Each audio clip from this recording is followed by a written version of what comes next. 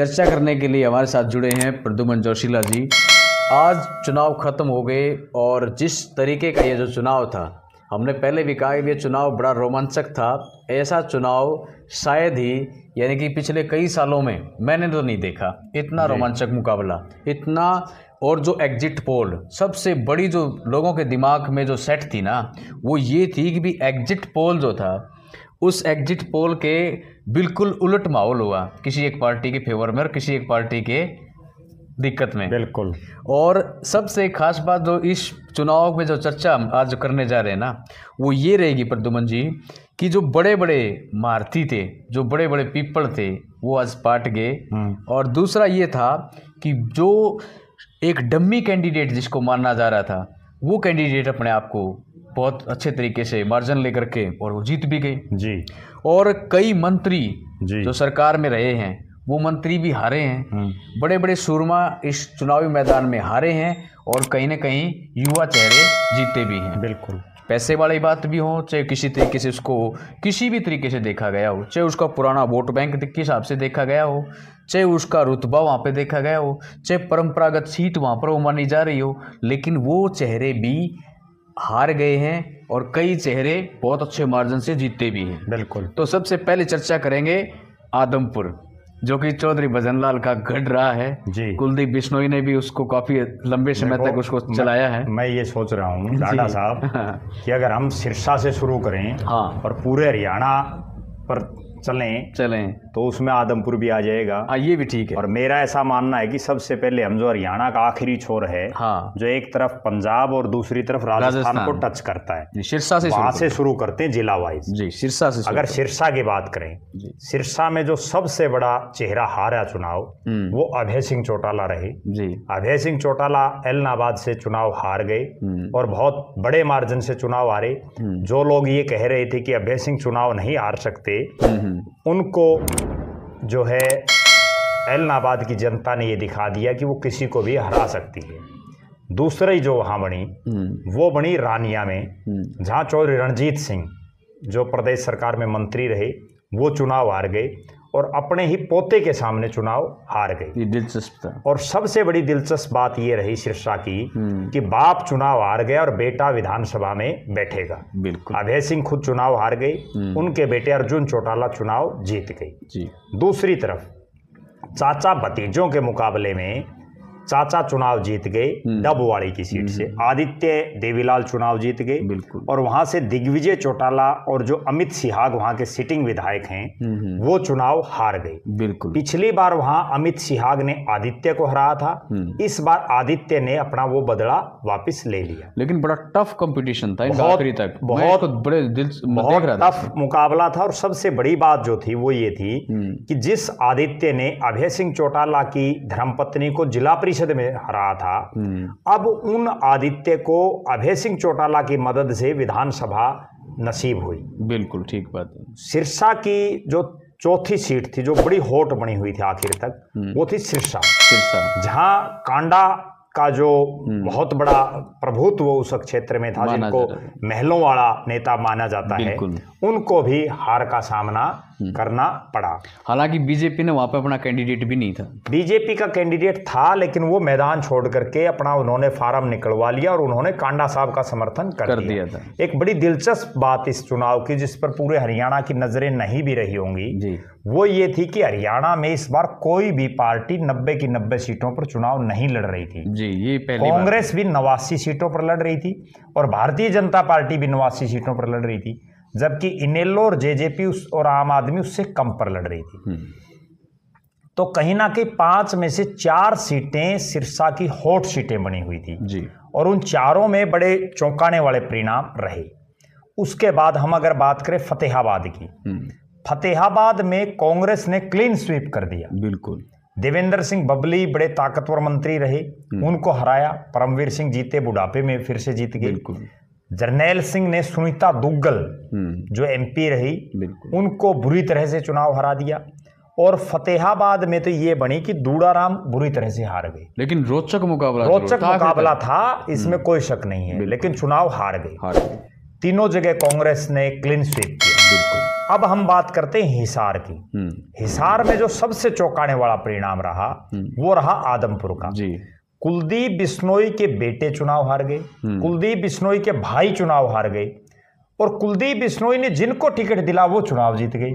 रणधीर सिंह पनियार, भाई दूड़ाराम। अच्छा, जो दूड़ाराम थे वो चचेरे भाई हैं कुलदीप बिश्नोई के। कुलदीप बिश्नोई के खुद के बेटे चुनाव हार गए, भव्य बिश्नोई आदमपुर से, और कुलदीप बिश्नोई के जो चचेरे भाई हैं दूड़ाराम वो चुनाव हार गए और फतेहाबाद से। और जिनको कुलदीप बिश्नोई ने टिकट दिलाई वो रणधीर पनिहार नलवा से चुनाव जीत गए। सबसे भूंडी अगर किसी के साथ बनी तो वो बनी इसमें कुलदीप बिश्नोई के परिवार के साथ। ठीक कह रहे हो, क्योंकि खुद नेता चुनाव हार गया और ये भूंडी राव इंद्रजीत के परिवार के साथ भी बनती। वो तो आरती राव बाल चुनाव जीत गई आखिर तक, वरना बहुजन समाज पार्टी के प्रत्याशी ने जिनका हरियाणा में कोई विधायक नहीं जीता और उन्होंने उनको नाको चने चबवा रखे थे, आखिर में सांस लेती लेती वो चुनाव जीत गई। वरना ऐसा इतिहास रचा जाता कि एक तरफ तो कुलदीप बिश्नोई के बेटे चुनाव हारते और जिसको उन्होंने टिकट दिलाई वो जीत गए, रणधीर पनियार, और दूसरी तरफ राव इंद्रजीत की बेटी चुनाव हारती और जिसको उन्होंने टिकट दिला रखी थी वो चुनाव जीत गई। सही बात है। तो कहीं ना कहीं लोगों के दिमाग में ये चीज थी कि जो ज्यादा बड़े चौधरी बनते हैं अपने आप में उनकी नाड़ का शरिया निकालना ही निकालना था। लेकिन इसके पीछे एक कारण और भी हो सकता है। हो सकता है वो लोग इसलिए भी कर रहे हो कि कहीं ना कहीं ग्राउंड लेवल पे जाते भी ना हो, ये भी तो हो सकता है। नहीं, ये जाते ही नहीं। आपको एक बड़ी ताजुब की बात बताऊं, जो आदमी हल्के का एमएलए है, भव्य बिश्नोई का बाकायदा यूं टूर प्रोग्राम आता महीने 2 महीने में कि आज भव्य जी इन गाँव का दौरा करेंगे। ठीक है, अरे भले मानस, तू विधायक है, विधायक को टूर प्रोग्राम जारी करने की क्या जरूरत है? तू तो हर रोज हल्के में रहे। ठीक बात। या हर रोज नहीं रह सकता, कम से कम सप्ताह में 2 दिन तो विधानसभा को दे। बिल्कुल। जिन लोगों ने तेरे को, आपके परिवार को इतने सालों से सत्ता सौंप रखी है लेकिन वो नहीं करते। एक गजब बात और इस चुनाव की हुई, वो ये रही कि चौधरी भजनलाल का परिवार, चौधरी कुलदीप बिश्नोई का परिवार 3 बार चुनाव हारा और तीनों बार आईएएस अफसरों ने उनको चुनाव हरा दिया। चौधरी भजनलाल को आईएएस आईडी स्वामी ने करनाल लोकसभा से चुनाव हराया। ये जबरदस्त आप बात बताने जा रहे हो। बहुत बड़ी बात। भव्य बिश्नोई को हिसार लोकसभा से 2019 में आईएएस ब्रिजेंद्र सिंह ने चुनाव हराया जी। और अब 2024 में भव्य बिश्नोई को आईएएस रहे चंद्र प्रकाश ने चुनाव हरा दिया, जिसको डमी कैंडिडेट मान के लोग चल रहे थे। एक बहुत बड़ी बात और इस चुनाव में हुई जी, जिसके ऊपर किसी की नजर नहीं है। बताओ। और वो ये है कि नलवा जो विधानसभा है, यहाँ से 4 विधायक प्रदेश की विधानसभा में बैठेंगे जी, जिस पर किसी की नजर नहीं है। लेकिन नलवा गांव की सावित्री जिंदल विधायक हैं। ठीक है, इंडिपेंडेंट जीत गई हिसाब से। बहुत बढ़िया। गंगवा गांव के रणबीर सिंह गंगवा बरवाड़ा से विधायक बन गए। आर्य नगर गांव के चंद्र प्रकाश आदमपुर से विधायक बन गए। बिल्कुल। और पनिहार गांव के रणधीर पनिहार नलवा से विधायक बन गए। और एमपी का कुरुक्षेत्र के जो सांसद हैं नवीन जिंदल, वो भी नलवा गांव के हैं। एक और ताज्जुब की बात मैं आपको बता दूं जी, नलवा विधानसभा का जब आपने जिक्र कर ही दिया है जी, मेरा ये पर्सनल पता नहीं एक दिन मैं क्यों सोच रहा था जी कि जैसे रणबीर गंगवा जी 2 बार बने जी, रणधीर जी, मेरे को पता नहीं क्यों ऐसा लग रहा था भाई इस रण में भी रण का ही कहीं ना कहीं ये मुझे लग रहा है कि जीतेंगे जी। ये भी एक अजीब संयोग बना है। बिल्कुल, है ना? बिल्कुल। उसके बाद अगर हम बात करें जी, आदमपुर के बाद जो सबसे अप्रत्याशित जीत रही वो रही नारनौंद में जी। कैप्टन अभिमन्यु बहुत बड़े नेता, उनको एक 30-35 साल के युवा ने बुरी तरह से चुनाव हरा दिया जी। उसके बाद जस्सी पेटवाड़ ने, उसके बाद हिसार की अगर बात करें सावित्री जिंदल निर्दलीय जीती जी, और तमाम बड़े चेहरों को उन्होंने चुनाव हरा दिया। ये 3 ऐसी सीटें रही जिन पे अप्रत्याशित परिणाम रहे। चौथी जिस सीट के मैं जिक्र कर रहा हूं वो रही हांसी, जहां विनोद भ्याणा ने अपने इतिहास को बदल दिया जी। विनोद भ्याणा का एक इतिहास था वहां कि वो 2005 में चुनाव हारे जी, 2009 में विधायक बने, 2014 में चुनाव हारे, 2019 में विधायक बने, और ऐसा लग रहा था कि इस बार जो इतिहास है वो उनको हराएगा। लेकिन उन्होंने अपने इतिहास को बदल दिया और वो तीसरी बार जो है हांसी के विधायक बनने में कामयाब रहे। बिल्कुल। ये अगर हम बात करें जो है हिसार जिले की। और एक और जो यहाँ रोचक बात रही वो ये रही कि बरवाड़ा जिसकी एक रीति रही है कि वो कभी किसी को रिपीट नहीं करता, तो उन्होंने एक बार फिर से वही किया और नए नवेले रणबीर गंगवा को वहां से विधायक बनाया गया। ठीक बात, ये सही बात कही आपने बिल्कुल। अब हम चलते भिवानी की तरफ। उकलाना हो गया क्या? उकलाना में कोई अप्रत्याशित हार नहीं हुई। वहां पहले लग रहा था कि नरेश सेलवाड़ जीतेंगे, अच्छे वो जीत गए। ठीक बात। वो कांग्रेस की सेफ सीटों में दिख रही थी। ठीक बात। तो उस पर कोई बहुत ज्यादा चर्चा करने की भी जरूरत मैं नहीं समझता। ठीक बात। हालांकि अनूप धानक की नाड़ का सरिया लोगों ने निकाल दिया। अब अगर बात करें भिवानी की, भिवानी में सबसे हॉट सीट थी 2 जी, और उन 2 हॉट सीटों में सबसे हॉट सीट थी तोशाम, जहां बंसीलाल परिवार के पोता पोती बंसीलाल जी के चुनाव लड़ रहे थे जी, और पोती ने पोते को चुनाव में हरा दिया।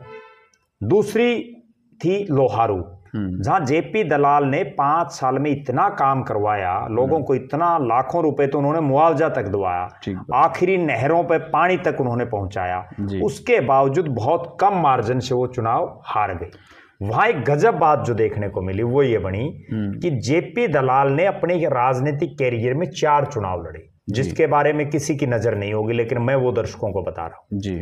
उन 4 में वो 3 बार हारे और तीनों बार वो 1000 से कम मार्जिन से हारे। अच्छा, बहुत कम मार्जिन से, कभी 200 500, इस बार 700 कुछ से, और जीते तो वो 20-22 हजार से जीते। तो कहीं ना कहीं वो एक बार फिर से जो उनकी बदकिस्मती रही, राजनीतिक रूप से वो चुनाव हार गए, वरना इस बीजेपी की सरकार में वो बहुत पावरफुल मंत्री बनते। ठीक बात। ये जनता कहती है, वहाँ के लोग है ना, ये जब हम मिलते हैं जी, मिले भी थे, मैं मिला था जी, लोग ये कह रहे थे, इस कहने में कोई दो राय नहीं थी कि जेपी दलाल ने बहुत काम किए जी। उनके हल्के में पहली बार कोई ऐसा मंत्री, विधायक मंत्री बना जी जिसने इतने काम किए, लेकिन फिर भी उस लोहारू में कई बार मंत्री रहे हैं। आनंद आर्य कई बार मंत्री रहे, और जो है बहादुर सिंह 2000 से 2005 तक शिक्षा मंत्री उस एरिया में रहे जी। उसके बावजूद जितना काम जेपी दलाल ने करवाया, कहीं ना कहीं उसका परिणाम लोगों ने उनको नहीं दिया जी। ठीक बात है। तीसरी जो सीट थी भिवानी की बड़ी हॉट थी, वो थी बवानीखेड़ा, जहां प्रदीप नारवाल जो एक राहुल गांधी के बड़े नजदीकी के तौर पर जाने जाते हैं, प्रियंका गांधी राहुल गांधी के जी, उनको बुरी तरह से हरा दिया लोगों ने। और वहां कपूर वाल्मीकि जो एक बहुत ही साधारण से भी, जिनको एक बीपीएल हम कह सकते हैं, उस परिवार से संबंध रखते हैं, बहुत गरीब घर से हैं। अच्छा। और मेरे बहुत नज़दीकी मित्र भी हैं वर्षों से, और उनका अगर आप घर देख लो या उनका रहन सहन आप देख लें तो कोई आदमी ये कह नहीं सकता कि ये शख्स भी विधायक बन सकता है। अच्छा। लेकिन उनको विधायक बनाया। वहाँ एक बहुत बड़ी बात ये रही कि सतबीर रतेरा, जिसने करोड़ों रुपए लगाए बिल्कुल पिछले 5 साल में, और उनको बहुत कम वोट वहाँ मिले। तो कहीं ना कहीं भिवानी पर हमने चर्चा की। अब अगर हम भिवानी से आगे बढ़े दादरी पर, दादरी में दोनों सीटों पर अप्रत्याशित परिणाम रहे। दोनों सीटों को शुरू से ये माना जा रहा था कि यहाँ दोनों जगह से कांग्रेस जीती निकले, क्योंकि लोकसभा में कांग्रेस जीती। एक बहुत बड़ी बात इस चुनाव की ये रही कि हरियाणा प्रदेश में 2 सीटें ऐसी हैं जहां जाट सबसे ज्यादा मतदाता है, और चौधरी भूपेंद्र सिंह हुड्डा को जाटों का सबसे बड़ा नेता माना जाता है। ठीक। दोनों सीटों पर कांग्रेस हारी है। वो दोनों सीटें बताता हूं मैं आपको, एक उचाना और दूसरी बाड़ड़ा। बाड़ड़ा और उचाना में हरियाणा प्रदेश में सबसे ज्यादा जाट मतदाता हैं। ठीक। दोनों जगह हार गई। शोराण गोत्र बाहुल्य, वहां शोराण गोत्र है और वहां शोकन गोत्र है। दोनों जगह पार्टी हार गई। उमेद पातुआस चुनाव जीते, और वहां से जो अपनी नौकरी छोड़ करके आए सुनील सांगवान, सतपाल सांगवान जी के लड़के, वो एक दिन पहले बिल्कुल वो चुनाव जीत गए। अब हम बात करते हैं महेंद्रगढ़ जिले की। महेंद्रगढ़ जिले में सबसे हॉट सीट थी अटेली, जहां राव इंद्रजीत सिंह की बेटी चुनाव लड़ रही थी, और उनको नाको चने चबवा दिए बीएसपी के अतरलाल ने।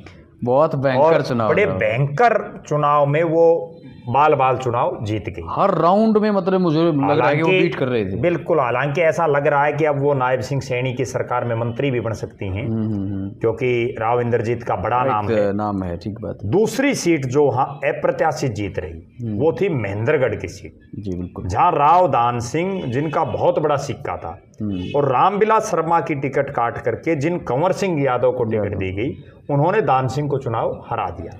ये भी मुकाबला बहुत बड़ी बात माना जा रहा था कि रावदान सिंह वहां से जीत जाएंगे। जी। तीसरी जो सीट वहां रही वो रही नांगल चौधरी की। हरियाणा की सरकार में जो पिछली सरकार थी कैबिनेट की, मैं सिलसिलेवार बात करूं, 2014 से 2019 की कैबिनेट में मनोहर लाल जी के नेतृत्व में कैप्टन अभिमन्यु ने सबसे ज्यादा काम कराए थे। एक विधानसभा क्षेत्र की बात करें नारनौंद में, अच्छा, और उनको चुनाव हराया लोगों ने। जो नेता ज्यादा काम कराता उसको जनता हराती है, ये भी निश्चित है। 2000 से 2005 तक नरवाना में ओम प्रकाश चौटाला जी ने सबसे ज्यादा काम कराए और ये सबसे ज्यादा नौकरी दी, और ये बात विपक्ष भी मानता है। उसके बावजूद ओम प्रकाश चौटाला चुनाव हारे। 2014 से 2019 तक कैप्टन अभिमन्यु ने सबसे ज्यादा काम कराए, वो चुनाव हारे। 2019 से 2024 के कार्यकाल में 2 मंत्रियों ने सबसे ज्यादा काम कराए, जेपी दलाल और राव अभय सिंह यादव, दोनों चुनाव हार गए। बिल्कुल सही है। नांगल चौधरी में राव अभय सिंह यादव को मंजू चौधरी ने चुनाव हरा दिया। और जिस ओम प्रकाश यादव का ये लग रहा था कि ये चुनाव नहीं जीतेंगे, बुजुर्ग हो चुके हैं और बहुत ज्यादा सक्रिय भी नहीं, वो चुनाव जीत गए। बताओ, अप्रत्याशित परिणाम। बिल्कुल ठीक बात है। उसके बाद अगर हम बात करें जींद जिले की, महेंद्रगढ़ से हम वापस मध्य हरियाणा की तरफ आ गए, बांगर की तरफ। जींद जिले में सबसे अप्रत्याशित परिणाम रहा उचाना का, और बहुत ही नजदीकी मामला, और पूरे हरियाणा में सबसे नजदीकी फाइट में ब्रजेंद्र सिंह चुनाव हारे, सबसे कम अंतर। दूसरी बात, ये ऐसी सीट भी थी जिस पर सबसे ज्यादा निर्दलियों में कांटे की टक्कर थी, और यहाँ प्रदेश के उप मुख्यमंत्री रहे दुष्यंत चौटाला चुनाव लड़ रहे थे, जो बुरी तरह से चुनाव हार गए। बिल्कुल, जिनका नंबर भी बहुत नीचे आया। देवेंद्र अत्री, यहाँ देवेंद्र अत्री मेरे बहुत नजदीकी मित्र हैं। उनके पिताजी का उस एरिया में बहुत बड़ा नाम था। अच्छा। और चूंकि अब वो स्वर्गवासी हो चुके हैं कई सालों से, और देवेंद्र अत्री ने वास्तव में ग्राउंड जीरो पर काम पिछले कई सालों से कर रखा था। अच्छा। कसूण गांव है उनका, कोई बहुत बड़ा गांव भी नहीं है, लेकिन देवेंद्र अत्री की जीत का मैं एक सबसे बड़ा फैक्टर जो मान रहा हूं वो ये है कि वहां 5 बड़े जाट चेहरे चुनाव लड़ रहे थे, उसमें जिनमें ब्रजेंद्र सिंह जी, दुष्यंत चौटाला, वीरेंद्र सिंह घोगड़िया, दिलबाग सिंह संडील और विकास काड़ा। बिल्कुल 5 बड़े जाट चेहरे चुनाव लड़ रहे थे, और अकेले वो गैर जाट चेहरे थे, जो जीत का एक बहुत बड़ा कारण मैं उनका मान रहा हूं। तो उसके बाद दूसरी जीत जो है वो थी जिस सीट पर पूरे प्रदेश की नजरें थी, वो थी सफीदो। बिल्कुल। सफीदो में राम कुमार गौतम, जिन्होंने बहुत साल पहले सफीदो से पहले भी चुनाव लड़ा हुआ है, लेकिन वो बुरी तरह से हार गए थे, और सफीदो पिछले कई सालों से भारी प्रत्याशियों को चुनाव हरा रही थी। बिल्कुल। चाहे वो करमबीर सैनी हो, सुषमा स्वराज की बहन भी वहां से बीजेपी की आंधी में चुनाव हार गई थी, डॉक्टर वंदना शर्मा। उसके बावजूद राम कुमार गौतम वहां चुनाव जीते। बिल्कुल। तो ये बहुत बड़ी बात है। तीसरी जिस सीट की बात थी वो थी झुलाना में शुरू से ये लग रहा था कि विनेश फोगाट 70,000 से 50,000 से चुनाव जीतेगी, लेकिन वो बाल चुनाव जीतने में कामयाब रही। और वो जिनके एवज में चुनाव जीती उनका उस विधानसभा में कुछ नहीं था। वो बैरागी साहब तो सफीदों से टिकट मांग रहे थे, जो योगेश बैरागी हारे हैं वो तो सफीदों से टिकट मांग रहे थे। और वहां एक अप्रत्याशित हार जो है डॉक्टर लाठर की भी हुई, जो जिनको बहुत ये मान रहे थे कि नजदीकी रहेंगे, लेकिन वो बुरी तरह से चुनाव हारे। उसका कारण यही था कि भी जो फाइट थी ना वो कांग्रेस और बीजेपी की ही थी पूरे हरियाणा में, लगभग ज्यादातर वोट इन दोनों पार्टियों को ही तो जींद की इन सीटों पर हम अगर बात करें, और उसके बाद जो हरियाणा बाकी बच गया, नरवाना की सीट की बात करें तो कृष्ण बेदी चुनाव जीते। बड़ी हॉट सीट थी नरवाना, और वो शाहबाद से। एक बात और मैं बताऊं दर्शकों को, अगर कृष्ण बेदी को, मैंने खुद भी बोला उनको, अच्छा, ये बात आज से लगभग 2 महीने पहले की है, हम शाहबाद के रेस्ट हाउस में थे। अच्छा। तब उनको नया प्रदेश का महामंत्री बनाया गया था बीजेपी का। तो उस दिन हम बैठे थे शाम को 8-9 बजे के आसपास। उस दिन भी मैंने उनको ये सुझाव दिया था कि आप शाहबाद से चुनाव नहीं जीत सकते, अगर विधायक बनना है तो नरवाना जाओ, वहां से आप जीत जाओगे। और वो नरवाना से विधायक बन गए। अब अगर हम बात करें बाकी जो हरियाणा प्रदेश की, मोटा मोटी, क्योंकि बहुत लंबा हो जाएगा वीडियो, जो बड़े अक्सर जिन पर नजरें रही जी, उनमें अगर सिलसिलेवार हम बात करें तो गुड़गांव में जिस तरह से मुकेश शर्मा जीते, इस बार एक और बड़ी गजब बात हुई। 8 ब्राह्मण चेहरे प्रदेश की विधानसभा में बने, 7 भारतीय जनता पार्टी के और 1 कांग्रेस का, और वो तब बने जब बीजेपी ने रामविलास शर्मा की टिकट काट दी, वरना तो बीजेपी में रामविलास शर्मा सबसे बड़े ब्राह्मण चेहरे थे। और ये पहला वाक्य है कि 7 बीजेपी के ब्राह्मण विधानसभा में बैठेंगे, ब्राह्मण चेहरे जी। उसके बाद अगर हम बात करें जींद के साथ लगती सोनीपत जिले की, सोनीपत में सबसे अप्रत्याशित जो परिणाम रहा वो रहा खरखोदा से, जहां पवन खरखोदा जीते।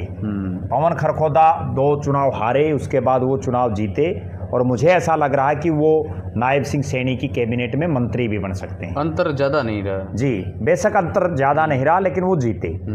दूसरी बड़ी जो बात वहां लगी वो लगी जो बड़ौदा की सीट है, वहां आखिरकार भालू ने एक बार फिर से कपूर नरवाल जो इंडिपेंडेंट थे उनको हरा दिया, भालू दोबारा से जीत गए। जबकि अगर देखा जाए तो शुरुआती जो मुकाबला था ना कई राउंड में कपूर नरवाल और जो अपने इंदुराज, बिल्कुल इंदुराज, दोनों में ही टक्कर थी और दोनों में ही रही। हाँ। वहां एक और अप्रत्याशित जो जीत नजर आई वो रही गोहाना की, जहां अरविंद शर्मा ने 5 बार के विधायक जो हैं जगबीर मलिक, उनको बुढ़ापे में चुनाव हरा दिया। वो बहुत बुजुर्ग आदमी हैं और वो बुढ़ापे में चुनाव हार गई। इसका कहीं ना कहीं हो सकता है हर्ष शिकारा का भी, मुझे देखो मैं नहीं मानता इतना हर्ष शिकारा का रोल, क्योंकि अरविंद शर्मा वो एक ऐसी सीट है, पिछली बार भी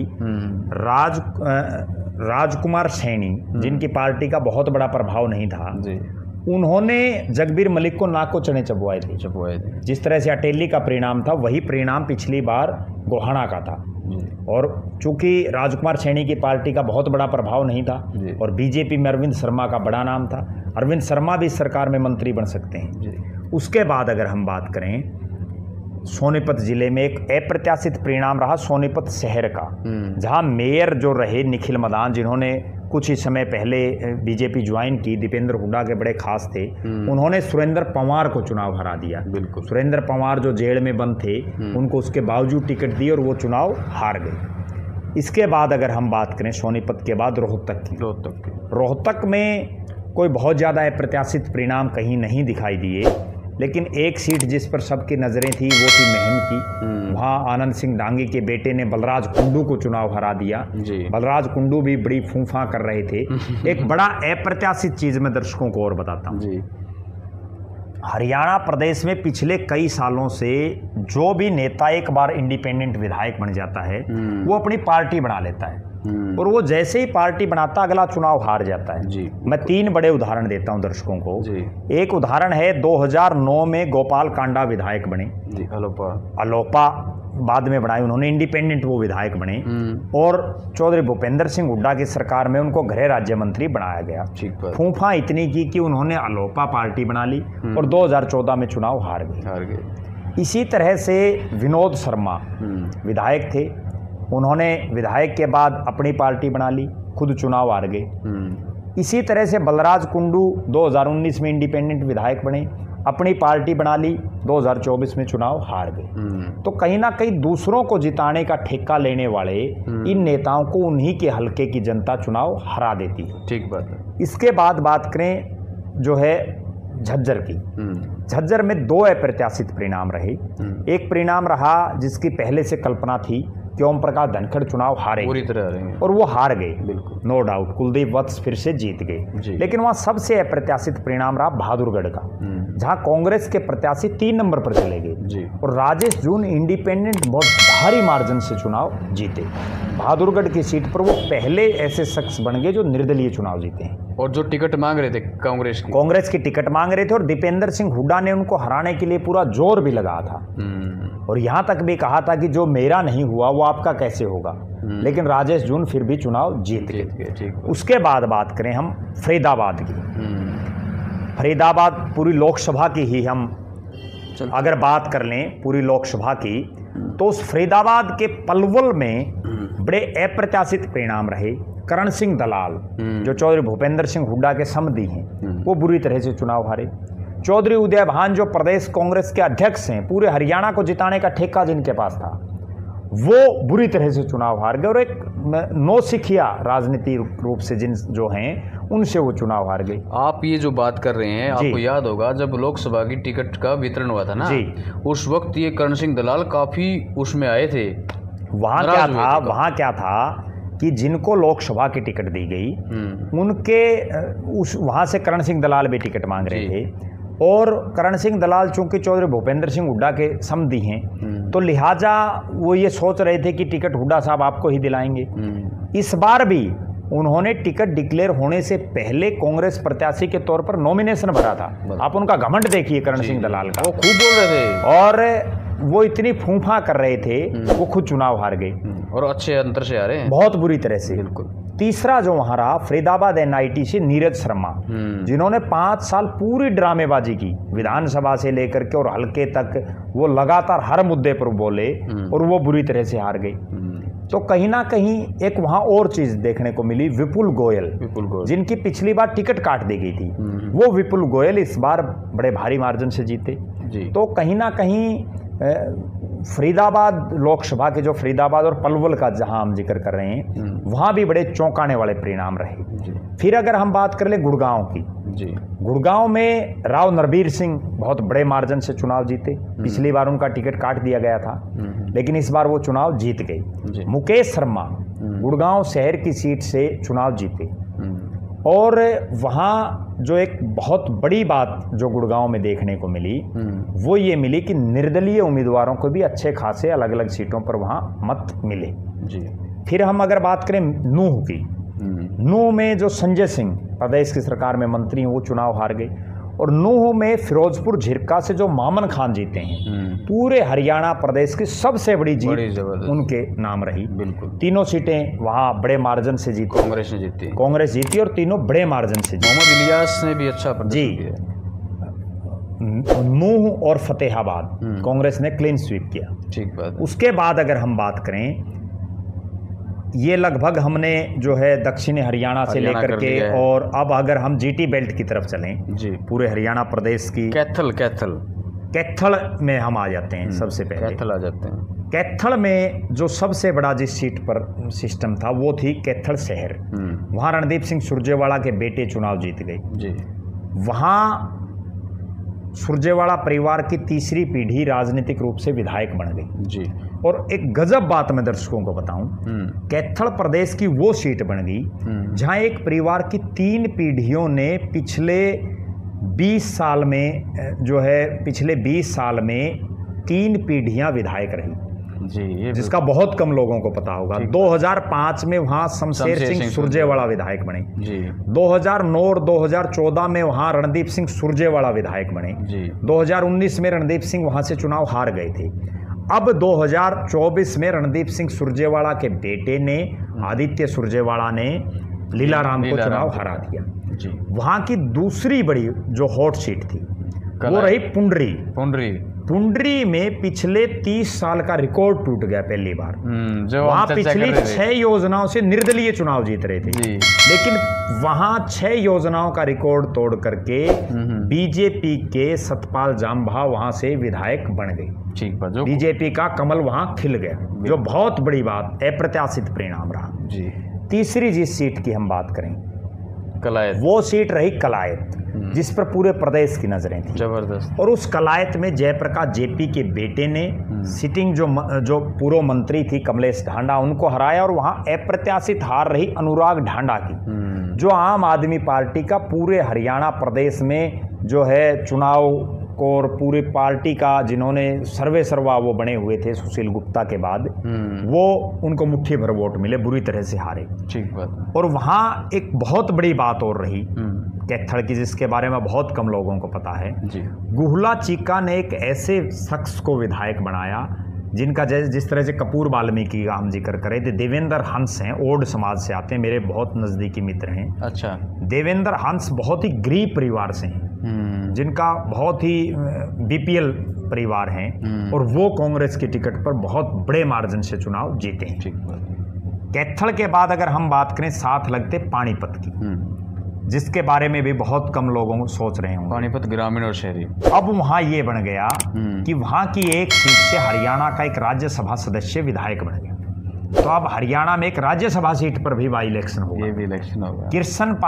कृष्ण लाल पंवार इसराना से बड़े भारी बहुमत से जीते, वो राज्यसभा के सदस्य हैं। अब उनको या तो राज्यसभा से रिजाइन देना होगा या विधानसभा से रिजाइन देना होगा। ठीक बात है। तो लिहाजा इसराना की सीट पर पिछली बार वो हार गए थे और वो भी 5-6 बार लगातार विधायक बने हैं। और अगर वो राज्यसभा से इस्तीफा देते हैं तो इतना भी तय है कि वो नायब सिंह सैनी की सरकार में मंत्री भी बनेंगे। ठीक बात है। वहां की दूसरी जो बात रही वो ये रही कि पानीपत ग्रामीण से महिपाल ढांडा तीसरी बार लगातार विधायक बने और अच्छे मार्जिन से और बहुत भारी मार्जिन से बने और वो नायब सिंह सैनी की सरकार में पावरफुल मंत्री बनेंगे। इतना लास्ट में बन भी गए थे, पिछली बार भी बन गए थे, लेकिन इस बार बड़े पावरफुल मंत्री वो बनेंगे। पिछली बार तो उनके पास छोटे महकमे थे। पानीपत की अगर और बात करें हम, समालखा में भी बड़ा अप्रत्याशित परिणाम रहा और पानीपत जो शहरी सीट है उस पर भी अप्रत्याशित रहा। इसके बाद अगर हम बात करें करनाल की, करनाल चूंकि पिछली बार सीएम सिटी थी, अब की बार करनाल में एक बार फिर से जो है बीजेपी जीतने में कामयाब रही। असंध से भी बीजेपी जीती है। वहाँ कोई बहुत बड़े चेहरे चुनाव नहीं जीते और ना कोई बहुत बड़े चेहरे वहाँ चुनाव हारे, क्योंकि वहाँ कोई बहुत बड़े चेहरे चुनाव नहीं लड़ रहे थे। हालांकि इंद्री में बड़ा क्लोज सा रहा है। बिल्कुल क्लोज रहा है। दूसरा, पानीपत की भी अगर हम बात करें, बीच में रह गई थी। पानीपत शहर से प्रमोद विज फिर से जीत गए बड़े भारी मार्जिन से जी। अब पानीपत से होते हुए अगर हम बात करें अम्बाड़ा की, अम्बाड़ा में 2 सीटों पर सबकी नजरें थी, अम्बाड़ा कैंट और अम्बाड़ा शहरी सीट। दोनों जगह ये लग रहा था कि निर्मल सिंह का परिवार चुनाव जीतेगा। बिल्कुल, शहर से लेकिन निर्मल सिंह खुद चुनाव जीत गई, क्योंकि कांग्रेस ने उनको प्रत्याशी बनाया हुआ था। लेकिन बेटी आजाद लड़ रही थी, इसलिए हार गई। अगर कांग्रेस की टिकट होती तो ये निश्चित था कि अनिल विज जो गब्बर शेर बने घूम रहे थे वो भी चुनाव हारते। पक्का। लेकिन अब अंतिम समय तक ये लगा लो, लास्ट के 2-3 राउंडों में थोड़ी सी दिक्कत हुई, नहीं तो वो चित्रा सिंह बहुत मजबूत स्थिति में। पिछली बार भी यही हालात थे। अगर चित्रा को पिछली बार भी टिकट मिलती तो पिछली बार भी अनिल विज को हराती। बिल्कुल। लेकिन इस बार भी टिकट ना मिलने से, वरना बाप बेटी दोनों विधानसभा में होते। फिर अगर हम बात करें मुलाना सीट की, वहां से वरुण चौधरी की जो धर्मपत्नी है वो चुनाव जीत गई और उन्होंने संतोष शारवाण को चुनाव हरा दिया। इसके बाद अगर हम बात करें यमुनानगर की, यमुनानगर में अगर बात करें तो जो सिटिंग मंत्री थे कंवरपाल, जिनका घमंड बड़े जो है 7वें आसमान पर था, उनको अकरम खान ने चुनाव हरा दिया एक बार फिर से। और जो है घनश्याम जी फिर से जीत गए। वहाँ जो अभय सिंह चौटाला के समधी थे वो नहीं जीत पाए। कहीं ना कहीं वहाँ भी ऐसा लग रहा है कि यमुनानगर में जो हॉट सीटें थी उन पर भी अप्रत्याशित परिणाम रहे जी। उसके बाद बात करें पंचकुला की, पंचकुला की दोनों सीटों पर बड़े चेहरे जीते। कालका और पंचकुला, चंद्रमोहन जो चौरे भजनलाल जी के बेटे हैं, वो कई साल बाद उनकी विधानसभा में वापसी हुई है। फिजा के जो एक प्रकरण हुआ था उससे पहले वो 4 बार विधायक रहे, लेकिन फिजा प्रकरण के बाद उनकी उप मुख्यमंत्री की कुर्सी भी चली गई और विधानसभा भी चली गई। और वहाँ दूसरी जो सीट थी उस पर विनोद शर्मा जो हैं, उनकी धर्मपत्नी और जो कार्तिकेय शर्मा राज्यसभा के सांसद हैं, उनकी माताजी शक्ति रानी वहाँ से चुनाव जीती हैं। ऐसा लग रहा है कि एक महिला और ब्राह्मण चेहरे के तौर पर हो सकता है शक्ति रानी को भी मंत्री बना दिया जाए। अब पूरे हरियाणा का निचोड़ करने के बाद एक जिला और बच जाता है, जो जिला सीएम सिटी है जी। और वो है कुरुक्षेत्र। कुरुक्षेत्र में जिस लाडवा की सीट पर नायब सिंह सैनी चुनाव लड़ रहे थे और ऐसा लग रहा था कि बड़ी फंसी हुई सीट है, ये हो जाएगा वो हो जाएगा, वहाँ से नायब सिंह सैनी चुनाव जीत गए जी। दूसरा, उसके साथ लगते थानेसर से सुभाष सुधा जो मंत्री थे, उनको अशोक अरोड़ा ने बड़े क्लोज मार्जिन से हराया है। तो कहीं ना कहीं पूरे हरियाणा प्रदेश की अगर बात करें, बहुत बड़े बड़े किले ढहे, बहुत बड़े बड़े चेहरे हारे, नए नए लोगों ने उन चेहरों को हराया और कुछ एक ऐसे भी रहे जिन्होंने अपनी प्रतिष्ठा बचा ली, भले ही वो बड़े अनिल विज जैसे बड़े क्लोज मार्जिन से वो अपनी प्रतिष्ठा बचाने में कामयाब रहे। बिल्कुल जी। यानी कि गब्बर इज बैक हो गए। हाँ, पूरे हरियाणा का अगर हम विश्लेषण करें गब्बर इज बैक, तो ये कहा जा सकता है कि हरियाणा प्रदेश की जनता ने ये तय कर लिया है कि चौधरियों के पल्ले चौधर नहीं छोड़नी है जी। जो ज़्यादा बड़ा चौधरी बनेगा उसको उतना बड़ा बैकअप जनता देगी। बिल्कुल, बहुत अच्छा आपने सभी 22 के 22 जिलों का अच्छे तरीके से और एक एक सीट वाइज आपने जो आकलन किया है, ये जानकारी मुझे भी शायद बहुत ही कम थी जी। और मुझे लग रहा है कि राजनीति में जितनी जो जानकारी आपको है, मैं कई बार मैं अपने आप को बहुत ज़्यादा कम समझता हूँ जी, कि आपको अच्छी जानकारी है। तो प्रद्युमन जी, इतनी अच्छी स्टिक जानकारी देने के लिए आपका बहुत बहुत धन्यवाद। बाकी दर्शक कमेंट करके बताएंगे कि आपको इस प्रकार ये वीडियो जो हो कैसा लगा। आप सबका बहुत बहुत धन्यवाद।